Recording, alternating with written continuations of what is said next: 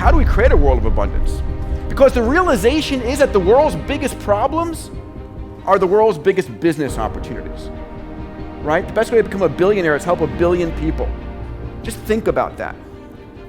And my goal here is to have you think big, help you think boldly. One of the things that I realize is we don't have enough people taking action in the world. And I think that difference between someone who says, I'm going to sit back and let it go by, and someone who says, no, I don't like the way it is huge. We're now living in a time where the ability we have to actually stop complaining about problems and solving problems is extraordinary. I think about the fact that hundreds of thousands of years ago, if you wanted to solve a problem on a global scale or on a national scale, you had to be the king or queen of a country to have an impact. Hundreds of years ago, you'd have to be the head of state or a robber baron or an industrialist to have an impact. Today, all of us can have an impact. The difference between having an impact and not having an impact is a decision. It's not resources, it's not money, it's all there, it's a decision. So I want to talk a little bit about mindset today, about thinking, about how we think. Because ultimately it's the most critical thing. What distinguishes us as humans from every other animal, what distinguishes one human from another is how we think. And I want to encourage you to think in what I call a bold and abundant mindset. Because how you think matters, and it changes everything in your business, in your life, everything. And again, the thing that I realize is that most of humanity is so mired in the muck that comes to them over the television and the newspaper and the radio, what I call the crisis news network. Right? Every time I walk by CNN in my office, it's some calamity on the planet going on that is fed to you in high definition over and over again. And if you listen to the news and you read the newspapers and you watch television, their mission in life is to capture your attention. And every murder, every problem on the planet is fed to you over and over again in high definition. I mean, how can you possibly have a positive mindset watching the news? And I think if you know my work, the realization is that it's not the way the world really is. In fact, the world has gone under tremendous transformation over the last 100 years, driven by technology, which is itself exploding onto the scene. And we'll talk about that a little bit. So, Abundance was a book about where we're going to be in 20 or 30 years. Bold is about how to get there. Bold is what I'm going to be speaking about here. It's been co-authored with my good buddy Stephen Kotler. But it's the how-to manual. How do we create a world of abundance? Because the realization is that the world's biggest problems are the world's biggest business opportunities, right? The best way to become a billionaire is help a billion people. Just think about that. And my goal here is to have you think big, help you think boldly. So let's talk about where we're going in abundance. So the first is increase in freedom and happiness. So this is, in fact, the look at slavery and indenturedness over the world from 1750, or 3/4 of the world was indentured or enslavitude, if you would, down to under 10% today. This is annual hours worked per person. So even as the rate of our status of living has increased massively, the number of hours that we've had to work for that standard of living have plummeted. And of course, on this graph, you can see that France is where you work the least. This is percentage of degrees awarded to women has been skyrocketing.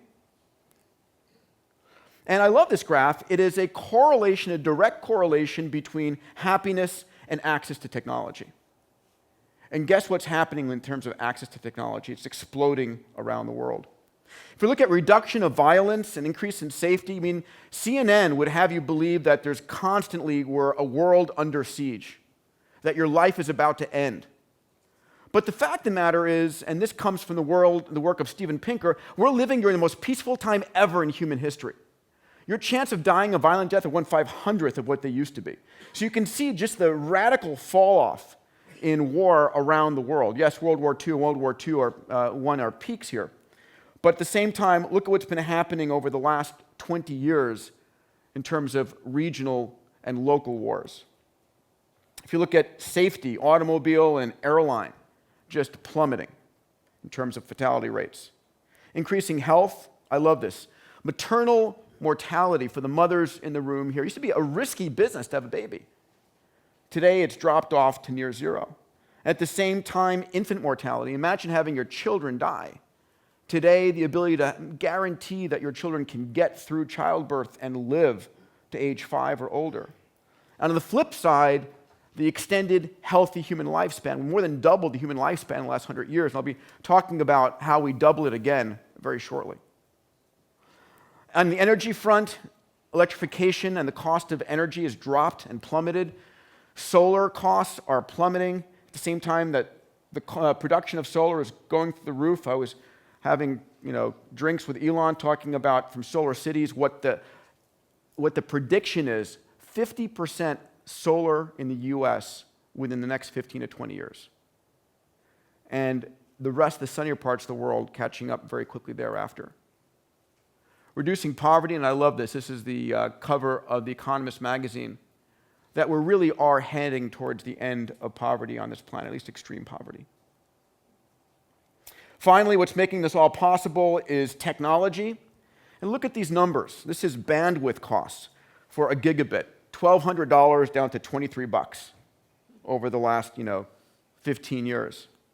This is the cost per a million transistors. Used to be $222 down to 6 cents. This is the cost of storage for a gigabyte, $600 down to 3 cents.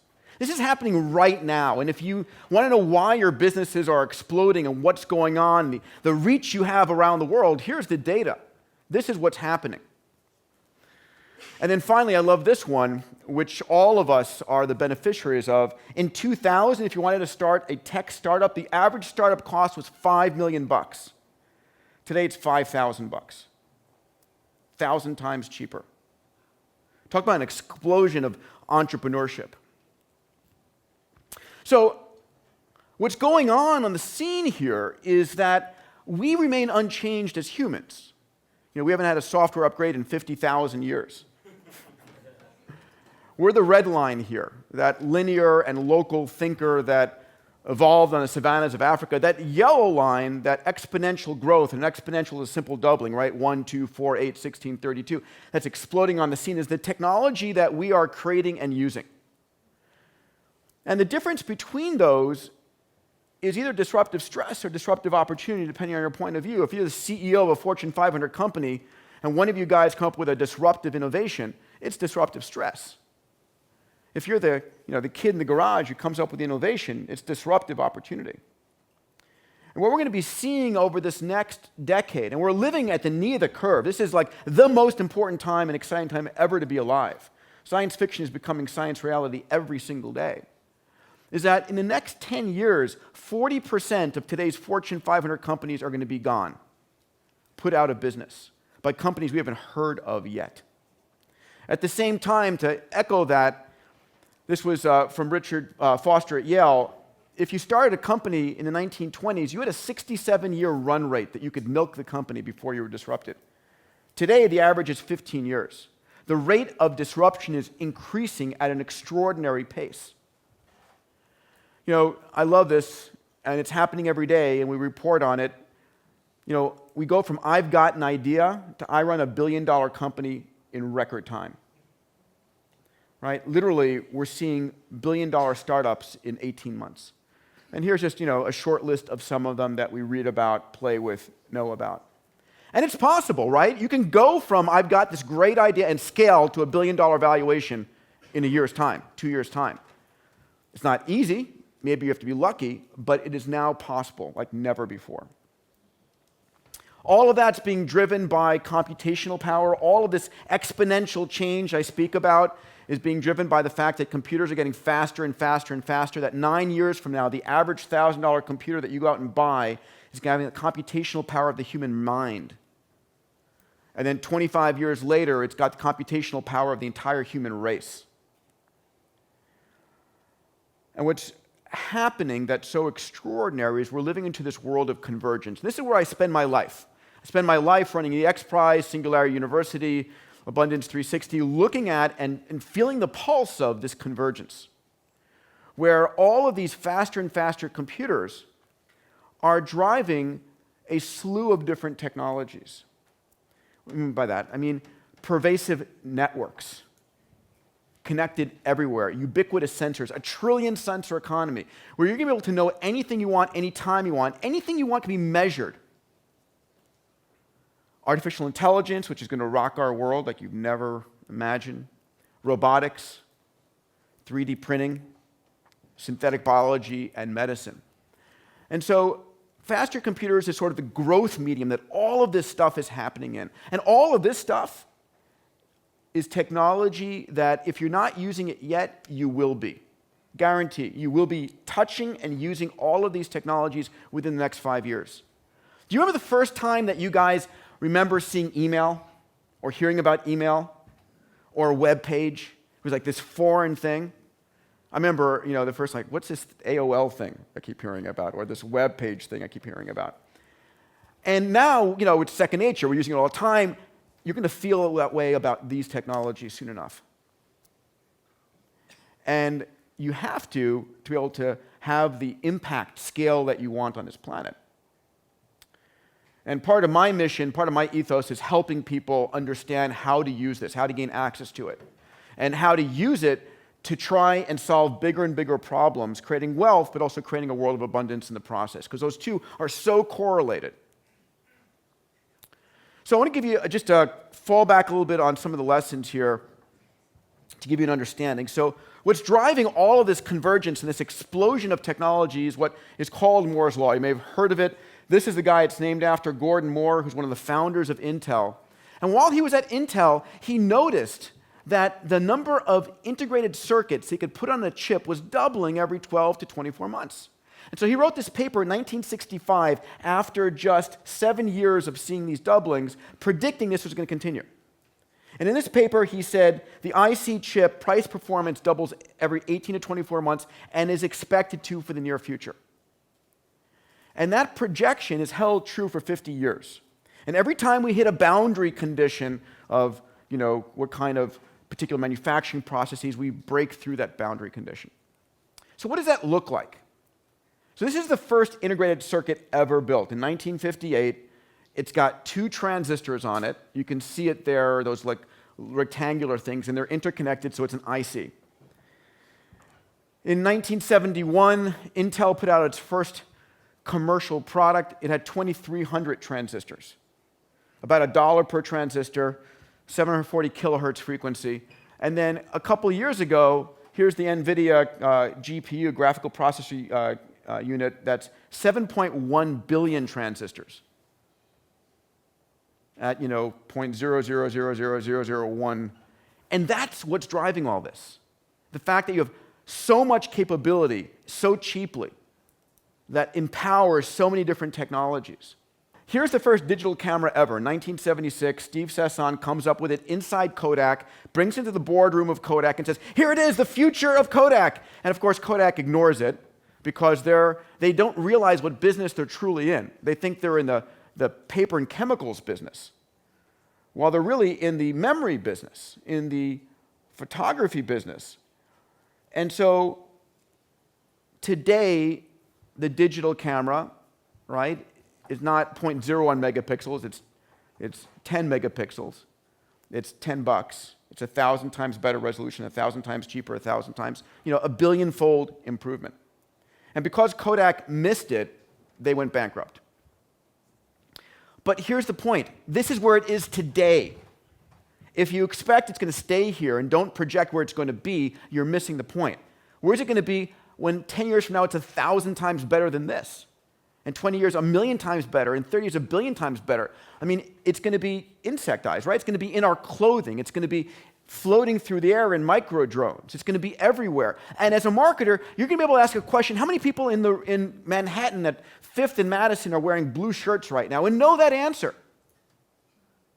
I mean, the notion that you're going to be able to know anything you want, anytime you want, is what's happening with this global sensor explosion. And so I think about the fact that this is where it is today, and you have to stretch your imaginations to imagine where is it going to be a decade from now. And build your businesses with a projection. I remember meeting the founders of Siri, who said, when we got together to found Siri, the technology didn't exist for it. We had to project where it was going to be 3 years from now in terms of bandwidth, computational power, and build for that. So as the first learning here is as you are building your businesses, you need to project where's technology going to be as a facilitator for you 2, 3, 4, 5 years from now. Because if you deliver a product based on what it's today, you're out of business or you missed the boat. Right? Does that make sense? It's skating to the puck, and I'm not a good sports analogy guy, but I think that's correct. This is the first inertial measurement unit that took us to the moon. 50 pounds, millions of dollars.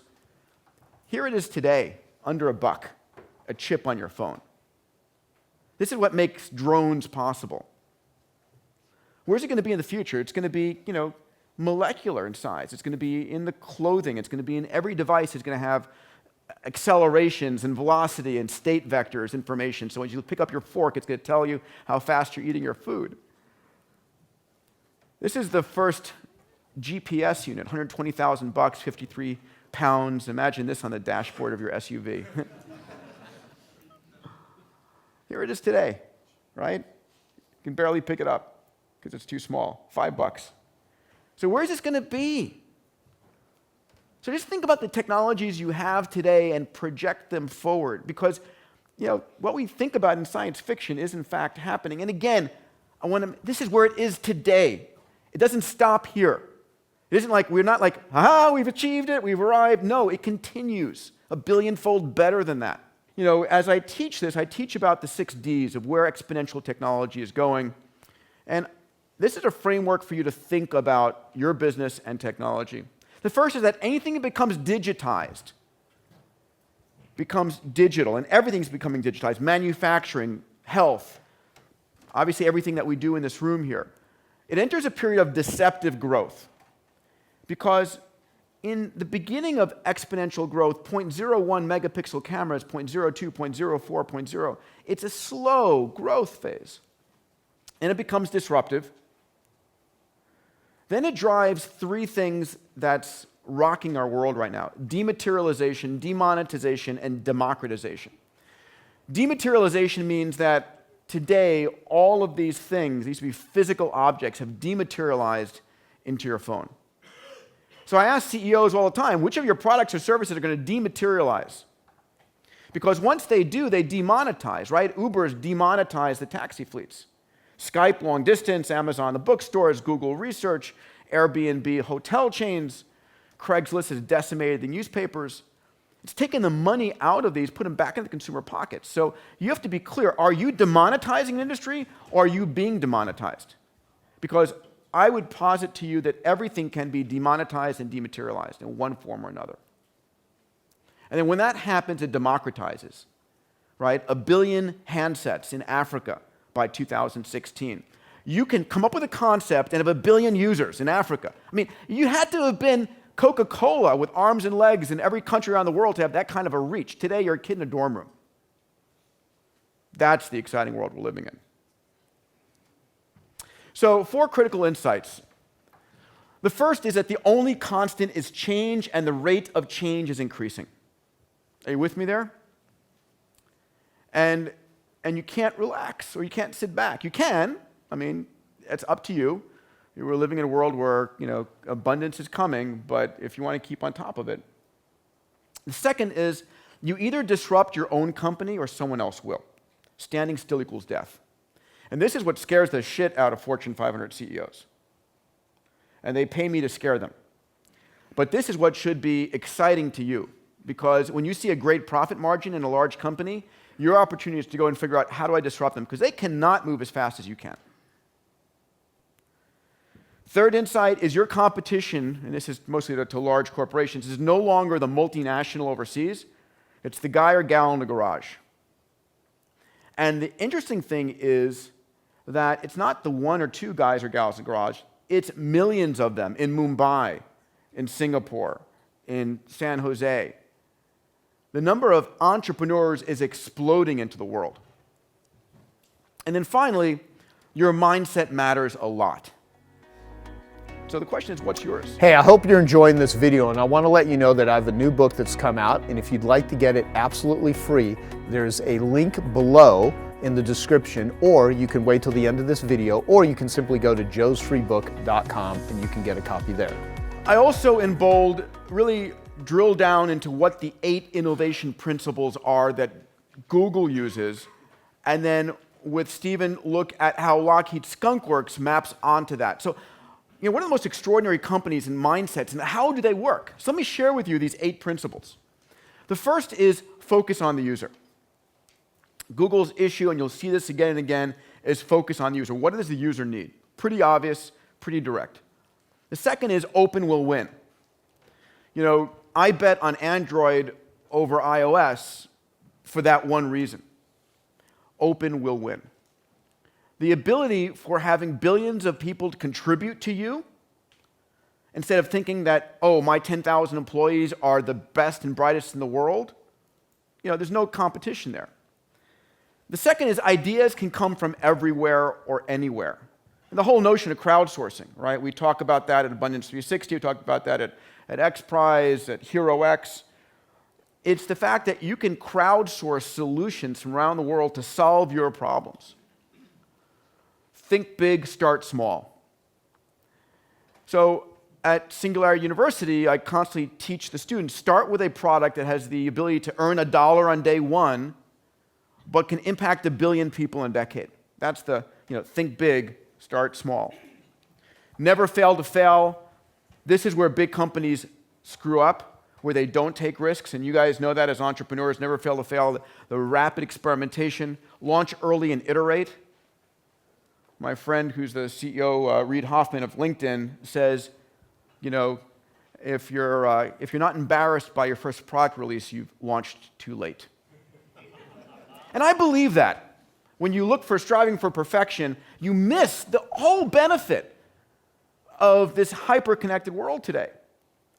Be a platform, float all boats.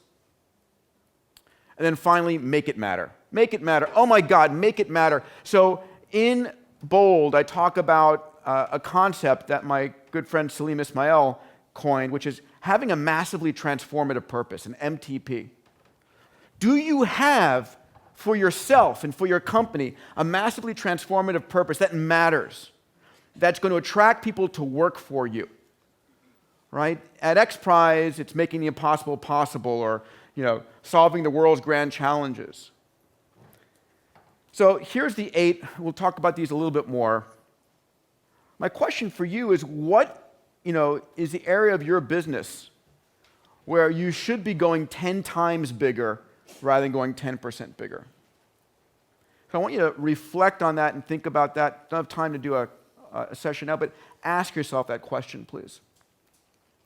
So here's one of the first Moonshot organizations, one of the first bold thinkers out there is Kelly Johnson, who in 1943 is called by the Defense Department and says, we're losing the war against Nazi Germany, and we need a jet plane.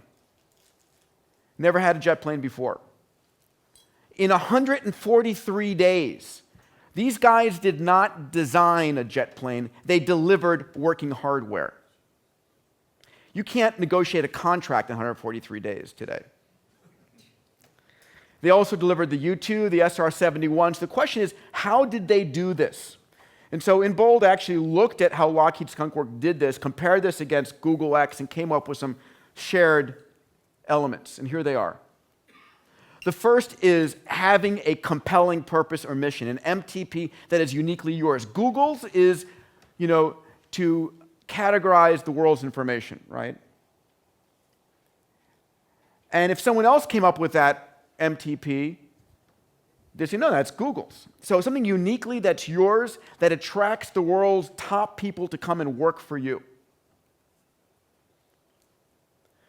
The second that Kelly Johnson and Google X share is small teams, a passion around small teams. And this is the words from Kelly Johnson. The number of people connected to any project should be restricted in an almost vicious manner. This is Jeff Bezos' 2 pizza rule, right?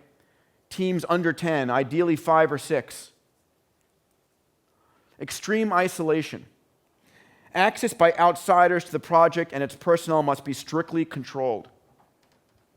Because if you're trying to innovate inside your organization of even 100 people, let alone 5,000 people, and you're trying to do something that's disrupting your company, the entire immune organization is going to come out to you and say, that's a crazy idea, it can't be done. If you do it, you can put us out of business. What are you doing? Come on, stop it.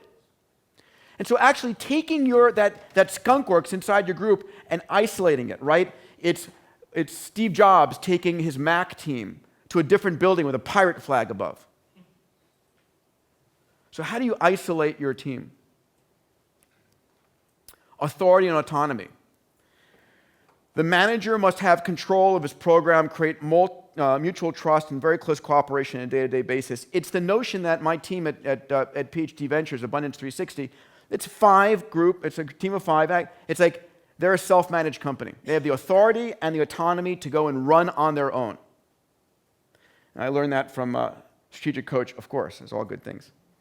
Flexibility. You must provide a very flexible drawing. So when they designed the fighter jets and the U-2 and the SR-71, there was a drawing in the middle of the room where anybody could go and change the drawing.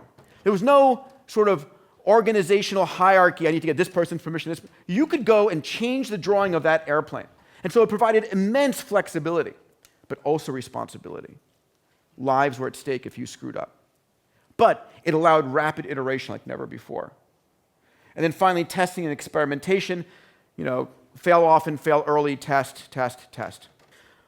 The next part of the book, I actually had a chance to sit down at length with a number of amazing people, Larry Page, Elon, Jeff Bezos, Richard Branson, studied their work, and came up with a series of 8. I'll share 6 thinking at scale strategies. Passion and purpose.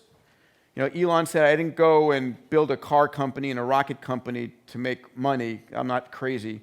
It was driven by my passion. Thinking at scale and experimentation. Jeff Bezos saying, you need to have thick skin. If you're not failing often, if you're not experimenting on a monthly or daily basis, you're not going to innovate. Larry Page saying, we need to be, customer-centric. We need to be doing stuff and touching stuff that people use every day. Richard Branson saying, we need to have risk mitigation. And again, you guys will get copies of my book, but, specifically, entrepreneurs are ones who take risk, but set it off to someone else. Long-term thinking. Jeff Bezos with Amazon is a perfect example of long-term thinking. And then finally, optimistic thinking, and Larry gives me credit on abundance often, but we have a reason to be tremendously optimistic in the world today. And having that mindset inside your organization and your company and your family and your life changes how you think about the future. So 3 key questions here. Jot these down and think about this later. Where are you thinking local and linear, where you should be thinking global and exponential? Which of your products and services might become dematerialized or demonetized? And where inside your company are you taking moonshots? Okay, I hope you found that video awesome and useful. So if you want to get a free copy of my book, I want you to click here. And if you want to watch some more videos that'll be useful and awesome, click here. Go ahead. They're over here. Do it now. Come on. Thank you. Watch them.